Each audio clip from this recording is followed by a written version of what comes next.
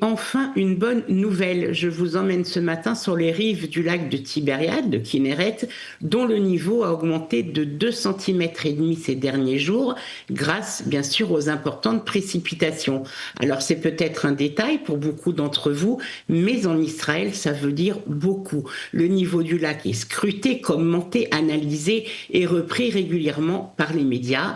Il faut dire qu'il s'agit de la plus importante ressource hydraulique et du plus grand réservoir d'eau douce d'Israël pour toutes les communautés environnantes et pour les agriculteurs de la région. Alors oui, il existe aujourd'hui de nombreuses usines de dessalement, ce qui permet de réduire les prélèvements, mais le niveau du lac reste extrêmement surveillé aussi par les pêcheurs, car quand le niveau baisse, eh bien le taux de salinisation augmente. Le lac n'est en effet pas alimenté uniquement par le Jourdain, mais aussi par des sources salines souterraines qui remontent lorsque le niveau s'assèche, et dans une eau trop salée, eh bien les poissons ont du mal à se reproduire. Il faut savoir que la pêche est une activité économiquement très importante pour Tibériade. Elle concerne aussi les restaurateurs, pour qui le poisson représente la part la plus importante du chiffre d'affaires. On parle d'environ 2000 tonnes par an, parfois davantage, pêchées dans le Kinneret, qui abrite pas moins de 22 espèces de poissons.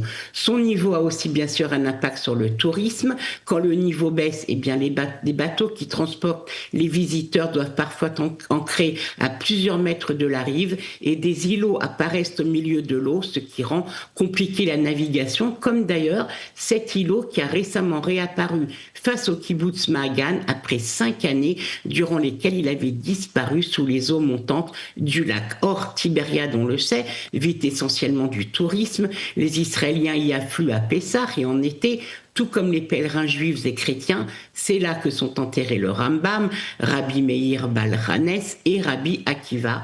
Et c'est sur le Kinneret que, selon la tradition chrétienne, Jésus aurait marché sur l'eau. Alors le lac se situe désormais à moins 213 mètres 35, soit encore 4 mètres 35 en dessous de la ligne rouge supérieure, le seuil à partir duquel le remplissage est considéré comme optimal. On en est donc encore loin, et les autorités rappellent que cette hausse de 2,5 cm reste très limitée et ne modifie pas fondamentalement la situation hydrique du lac. Le niveau demeure nettement inférieur à l'objectif saisonnier, et la poursuite de pluies régulières reste indispensable dans les semaines à venir.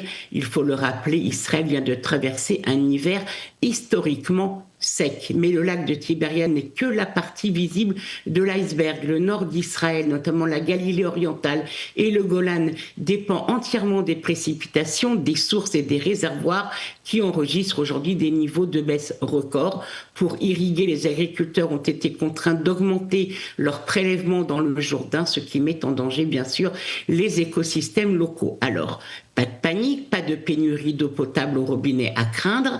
Israël est pionnier dans le dessalement de l'eau de mer, qui fournit aujourd'hui plus de la moitié de l'eau destinée à la consommation. Le revers de la médaille, c'est que cette technologie est 10 fois plus coûteuse que le pompage des nappes phréatiques, car elle consomme beaucoup d'énergie, sans compter les rejets en mer. Alors, pour compenser la baisse du niveau du Kinneret, eh bien, Israël a réfléchi et a lancé une première mondiale, le transfert d'eau de mer dessalée depuis la Méditerranée vers le lac de Tibériade, afin de préserver la sécurité hydrique du pays. Le projet, baptisé Reverse Carrier, est l'inverse du National Water Carrier. Eh bien, au lieu d'acheminer l'eau du lac vers le centre d'Israël, de l'eau dessalée est envoyée depuis la Méditerranée vers le lac, en empruntant en fait le même trajet, mais dans le sens inverse. Le système a nécessité environ 4 ans de travaux et un investissement de quelques 250 millions d'euros, et il est désormais pleinement